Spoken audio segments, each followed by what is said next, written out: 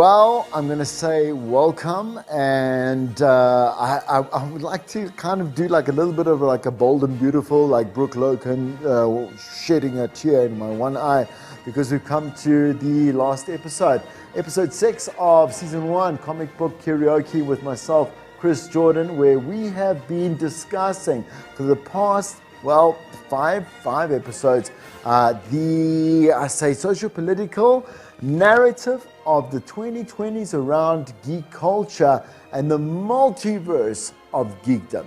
So, what do we do with our last episode? I get it that, you know what, throughout the first 5, we've been speaking on a kind of on a universal level, but I am proudly South African, we're proudly South African, and so in today's episode, we're absolutely 100% going to be focusing on some puns, some boosts, some chats to local friends that are creators and busy with their crafts in providing whatever it is that they need to do to contribute to the very, very, very, very, very colorful, space of South African geekdom. Also, back on the show today is Jonathan Harding from Fandom is Awesome. We're going to be chatting about all the things that need to be addressed when it comes to our local, our local attitude in terms of servitude as a service to comic book collectors and geeks and customers. And well, I suppose it's the good, the bad, and everything in between. Once again, name's Chris Jordan. We're in it for the final ride, and I'm glad to have you here. Greetings, human! All right, that's cool. I'm really? Yeah. Okay, well, again, It's the only way to be heard. When you're at a con and everyone's talking super duper loudly, it's like, how do I say hello when this room is super noisy? I've got to scream it out. Greetings, human! Okay, well, that gives me a little bit of an insert and a segue correctly into the subculture of South African geekdom, which, you know what, as a South African, we have been taught and tempered, which is, I think, a great thing for us, to support just our local crafts and our arts. I'm loving, and I keep saying this, so we're in our 2020s and we're finally at a point where organically we are supporting our local artists music-wise within our music industry, and that is really great. But within the geek culture, and that's the face that says 1,000 words. Yeah, like you were explaining earlier. Lots of cheaply imported products. But locally? No. Like, locally, we're getting better with supporting local crafters, artists, and stores and whatnot. But within the geek sphere, a lot of the high-quality stuff comes from overseas. That's my thing. And the cheapest way to get it is to import it yourself. Oh, I thought you were going to say get the knockoff Taiwan one, because that's honestly what I do. If you want the actual thing, the best way used to be, the best thing you could do was import it yourself. Yeah. Today we have comic book stores, we have people who hold import licenses, we've got these things here, and they bring them in bulk, so of course the prices are a little bit lower. No, what are you doing that? No, but for them it's lower. Let's not even get ahead, because that is going to be one of my questions. I want to kind of start strong, and I'm not playing devil's advocate this time. I'm literally saying it straight from someone as a consumer. So especially, we've been hearing the liberated and, or should I say actually liberated, oppressed cries for help for small businesses, right? Within obviously the pandemic, and that's the whole thing, and I get that, and that's like I said, that's for real. But here's my thing with specifically comic book stores. Yeah. You know what I'm saying to you? We don't have business, we don't do this, please help us, whatever. And I went there to offer business in one situation, and the thing is that I met with extremely bad customer service. Well, look, I can't speak for all stores or whichever ones you went to. I'm saying they're all like that. It's like I get the generic feeling that most of them is like, Now you owe me something. I don't owe you anything. That's the thing. I have seen some of that. I'm probably going to catch flack for this online. I have seen some degree of entitlement from artists and local creatives who sell products within the sphere. There is a lot of that there. But also, like, I kind of understand.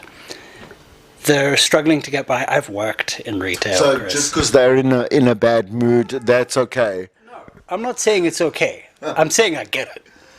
But no, you're in retail, customer service, everyone here. So we're all in servitude. That's what a job is. I serve someone, they serve me, and that's how it is. That's the definition of a job.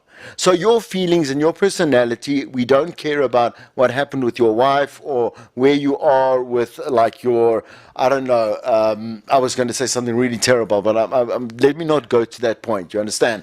Like, I don't care, because I'm coming in, I want a loaf of bread, oh, I want my, like little Superman figurine playmates, I don't really care. Yeah. I'm coming, and you're taking my cash. Mm-hmm. Deal with it. Yeah. Yeah. Yeah. No, your logic flows. There's no issue there. Again, I'm not saying that kind of behavior is okay. It's not. No, you really, unless your customers have given you a valid reason to, you really shouldn't be treating them like that. I can't speak for other industries, but within the geek sphere, within fandom, I remember not long after Comic-Con Africa 2018, there was a meme going around. And it looked like a newspaper cartoon caricature type thing. And one of the characters is saying, why is no one locally selling anything made locally? Mm. And so there's this guy at a stand. He's like, look, a local comic. I wrote it, I produced it, I'm local. And then they're like, no, yours isn't Marvel. It's not DC. Yeah. It's not the big thing. Why should I buy it? And I feel like we have some of that here. We definitely have some of that here. There are a lot of people who say, yeah, local is lekker, and then the moment they find something local, they're like, I need it. I want it. I'm like that with comics. The moment I found out about Kwezi, the first South African superhero, I was like, I need this in my life. Which is iconic as well. Yeah. Just for the... But a lot of other people are just like, no, I don't know it. I'm not familiar with it. I don't already know the name. Why should I buy it? What about Captain South Africa? So from Bill, we love Bill. If someone sees Captain South Africa and they don't want to buy it, something's wrong with them. I feel like a lot of attention isn't being paid to them. Because now, having met with these artists and writers, they are working their asses off. Oh. They're working extremely hard. They are running small businesses. They're doing all sorts of things, learning entirely new skills. Avali wasn't an artist when he started City War 2. It was a 10-year journey. Exactly. It was a 10-year journey. He was not an artist, and now here he is publishing a manga. But, like, I feel like people, you know, if you had to look at, like, Artist Alley at an event, a lot of people walk through. Very few people stop and listen. Yeah, very few people stop. They don't sit down. They don't get to know the vendors. Can I also just I'm gonna hashtag throw a little bit of shade. You know, the thing is, when I did go to the con, I found most of those people in the hall that had no air con. Yeah. They had like a stall this small. They paid 16,000 rand just for that, and they had no more money to put up a poster or whatever it is. I remember the guy that was selling he was from Cape Town. He was selling this really comical, like satirical book of his, and it was so good. But that's also where I met Ziad, you know, and he was also selling, like, his girlfriend was selling jewelry next to him because, you know, but that's how we. Yeah. But it's a narrative. It speaks like what even we're doing Comic-Con South Africa, should I say, right? And we're shoving them all in the unconditioned area, you know? Well, there's something about Artist Alley as a whole, because now remember, that's individual artists and their small businesses. These are self-published authors as well. If you wanted the comic book stores, they're in a separate hall. I know. So, you know, they get put where they get put. They don't get to choose.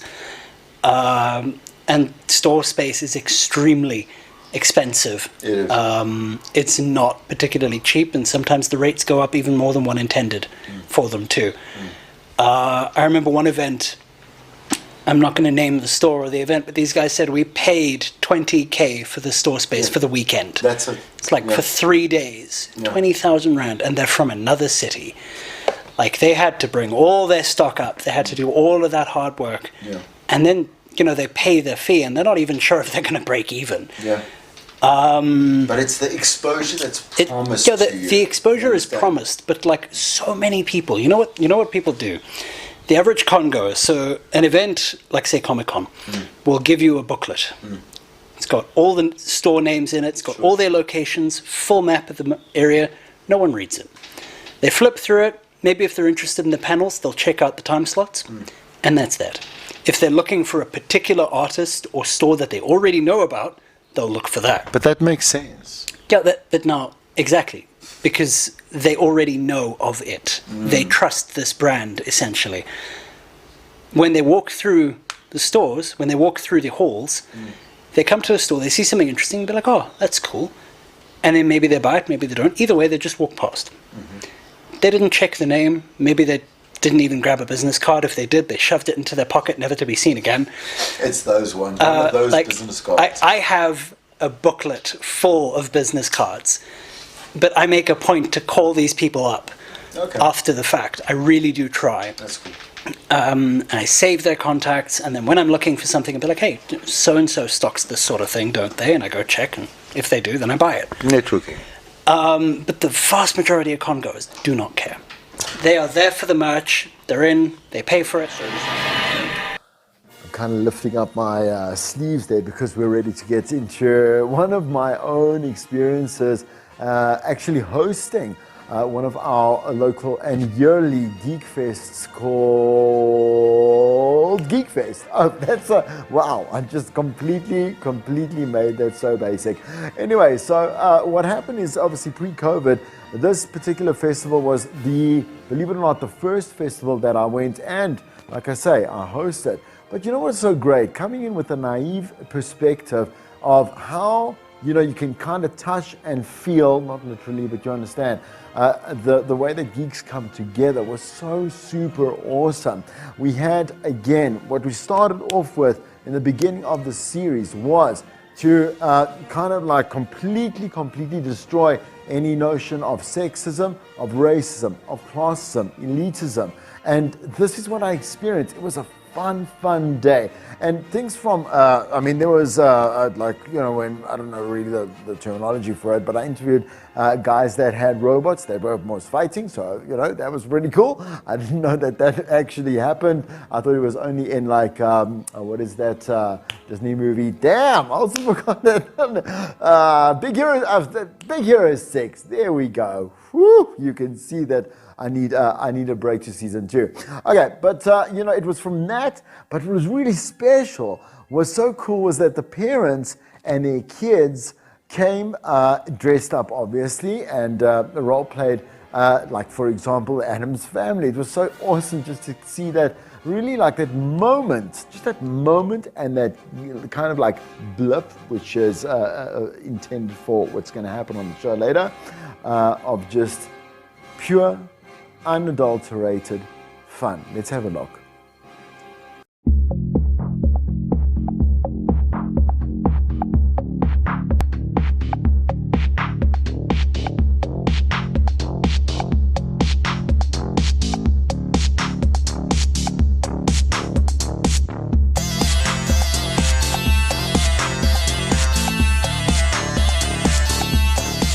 I don't know if to call you Marvin or Yaku. Yes, my name's Yaku, but Marvin's fine. You know, Yaku's like mystical. It's like this, like he's like a geek unicorn, man.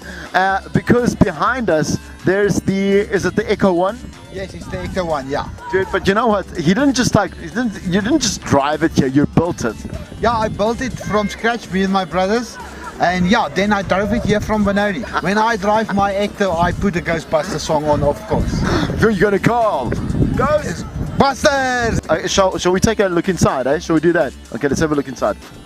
Check it out, check out the printout, it's amazing. I mean, does it make the noise? Does it make the Ghostbuster noise? Yes, it makes it on the radio, I've got it, yeah. I'm not even lying. This is for me definitely the most impressive thing here at GeekFest. Dude, it's amazing. Marvin the Martian driving the Ghostbuster car. Please explain to me, like, I mean, so how did this all come about? Right? We are all mates, but they do this on a regular, and they wrote me in today, so here we are. Did you guys fight over the roles, or did you did you pick it out of a hat? No, we all know where our heart lies, and sometimes you just, to be the best, you've got to be the best. This is great. Where do you get do you make the costume? Do you get it? I made this myself. God, look at that. Hey. I farmed the leather. Did you listen here? Cheers, guys. This is thank you. This is to this guy. You know Thank you. what I'm saying? Thanks. Can you? I mean, what are you going to happen? What are you going to make happen next? Because literally about an hour ago, we were nearly under ice here. So Really? what are you going to do first? Okay, so the hail was on time. I'm thinking maybe a tornado is going to come through at about 3, so stick around.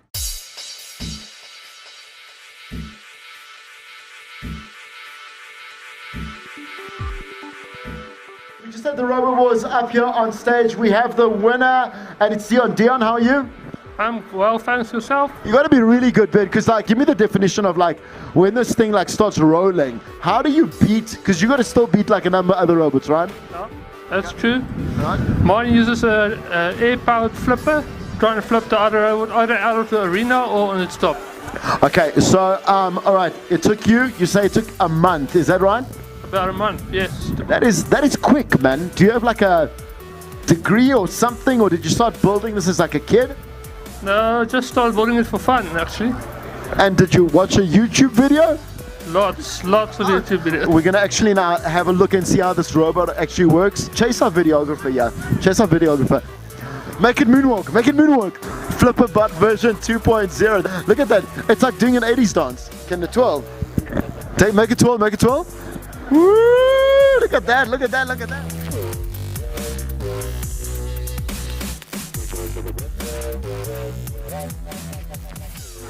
Carnival, welcome back to Geek Nodes Experience at GeekFest 2017. As you can see, I'm having tons of fun playing Mario Kart 8 Deluxe on the Nintendo Switch.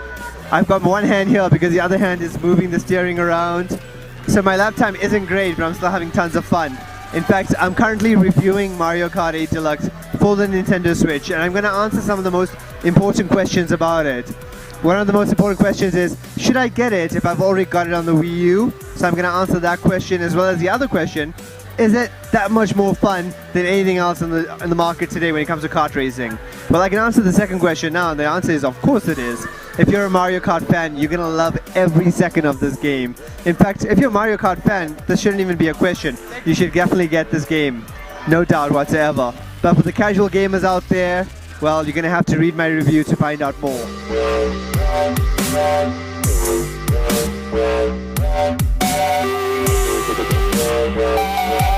Hashtag Escape is the first South African developed escape room.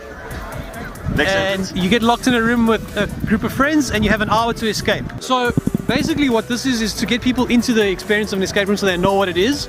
And this is like a 10-minute version of a puzzle that you typically find. So the difficulty is about the same. It's just that when you do a normal escape room, you're doing 10 to 15 of them in an hour.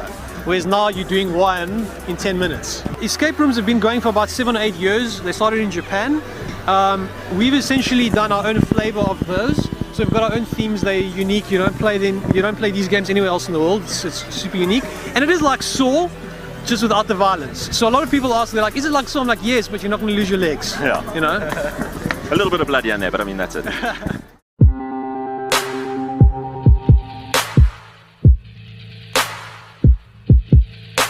Everything is my own original art, coming from iconography.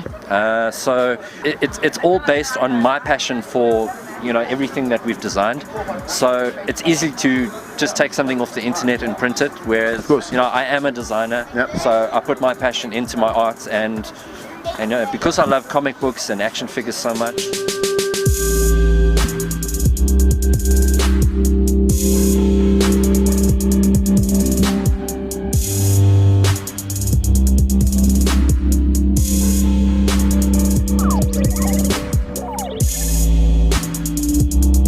This is Rihanna. Okay, so I've requested a corset.